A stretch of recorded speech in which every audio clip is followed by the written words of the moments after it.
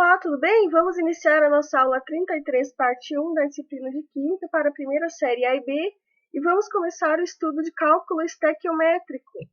Lembrando que estamos no livro 2A, frente à unidade 4, capítulos 12, 13, 14 e 15. Mas hoje nós vamos iniciar a introdução sobre esse assunto de cálculo estequiométrico. Vamos imaginar que a gente precise produzir biodiesel. A gente sabe quais reagentes a gente vai precisar para essa produção.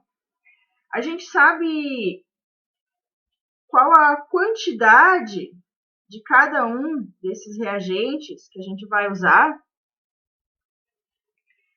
A gente também sabe qual é o produto ou qual é o rendimento do produto que obteremos.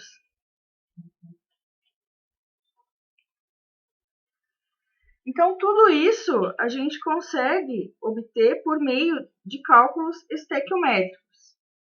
Então, no cálculo estequiométrico, nós vamos trabalhar com reações químicas.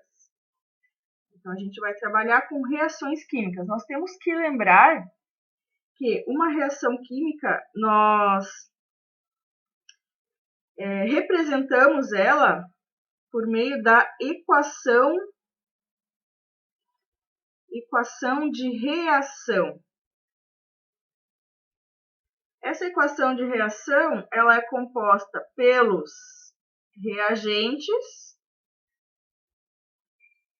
flechinha, produtos. Ou seja, na parte esquerda, nós vamos colocar todos os reagentes. A flechinha indica a transformação desses reagentes em produtos. Então, aqui indica uma transformação química.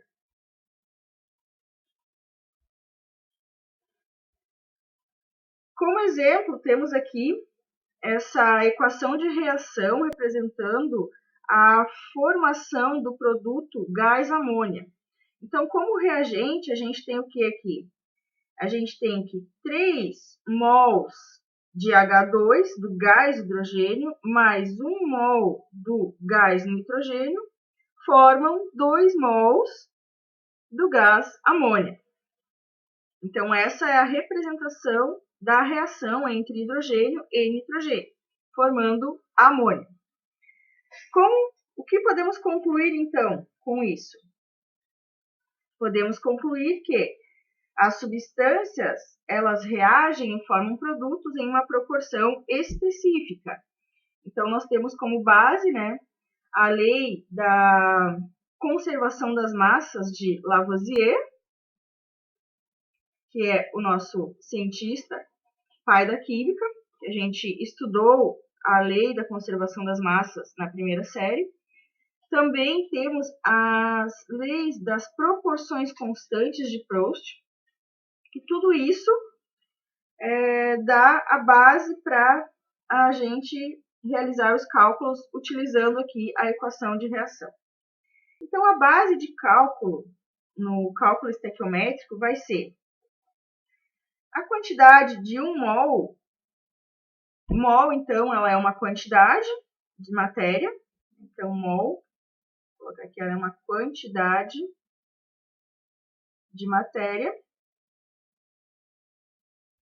E ela equivale a 6,02 vezes 10 na 23, que podem ser átomos, moléculas, quando a gente tiver uma substância molecular ou formada por ligações covalentes, como, por exemplo, o ácido clorídrico, HCl.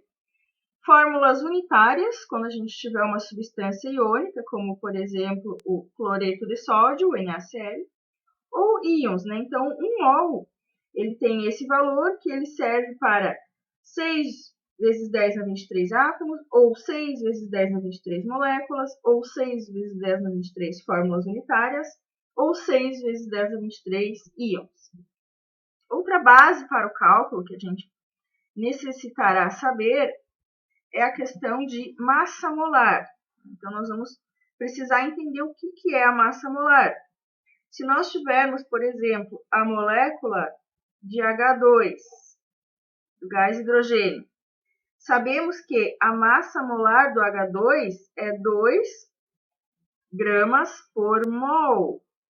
Então, vejam que aqui está indicando 2 gramas por mol. Quer dizer o quê? 1 mol de H2 contém 2 gramas. Volume molar. Também precisamos entender o que é o volume molar. Ele é o volume de um gás em 1 mol desse gás. Só que nós temos duas referências. Nós temos 22,4 litros, quando a gente estiver falando das CNTPs, ou seja, condições normais de temperatura e pressão, em que a pressão é 1 atm, a temperatura é de 0 graus Celsius ou de 273 Kelvin. E temos também o valor do volume molar de 22,71 litros, quando a gente estiver falando das STPs, que é a sigla em inglês, onde nós temos uma pressão de 100.000 pascal, temperatura de 0 graus Celsius ou 273 Kelvin. Quer dizer o quê? Para 1 mol de um gás, vou colocar aqui de um gás X, nós temos 22,4 litros de volume nas CNTPs. Para 1 mol de um gás X também, nós temos 22,71 litros nas STPs.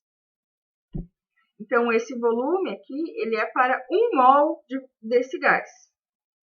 Então, agora vamos verificar algumas regras para o cálculo, né? E depois a gente entenderá melhor com a resolução do exercício.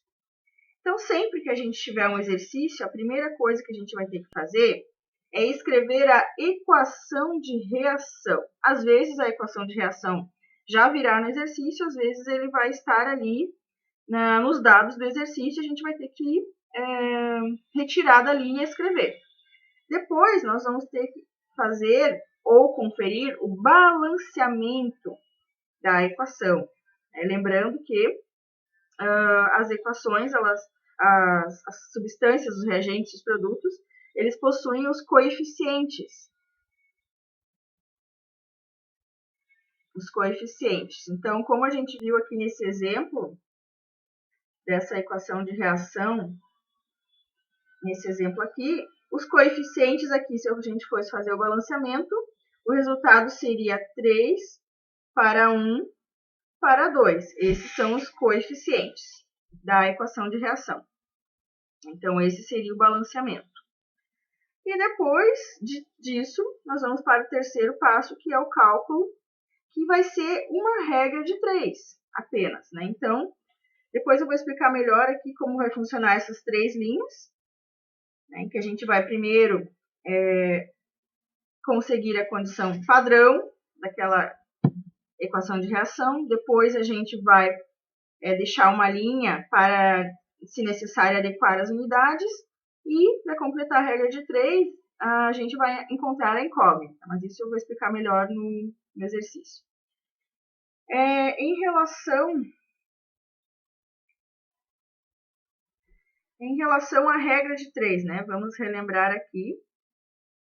Regra de 3. Como é que seria uma regra de 3? No que eu tenho que estar atenta, né? Vamos dizer que a cada 2 dias, a minha fábrica, ela produz 10 toneladas de biodiesel. Então, eu preciso saber, em 10 dias, quantas toneladas a minha fábrica produz de biodiesel. Então, aqui eu montei a minha regra de 3, ou seja, eu sempre vou colocar a mesma unidade embaixo da mesma unidade, ou seja, dias embaixo de dias, que aqui a minha unidade é dias. E aqui eu tenho toneladas, a minha resposta vai ser em toneladas.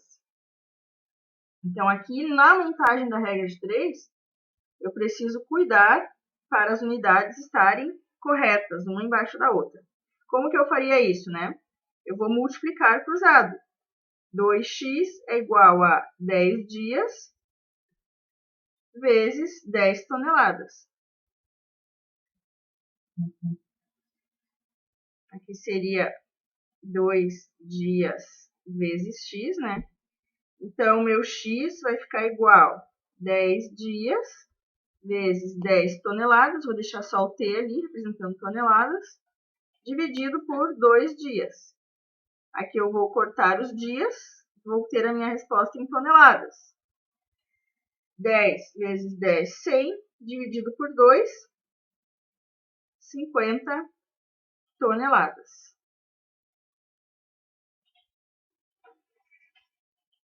Então, essa é uma regra de 3 que a gente vai usar agora para o cálculo estequiométrico, onde vamos trabalhar com reações químicas.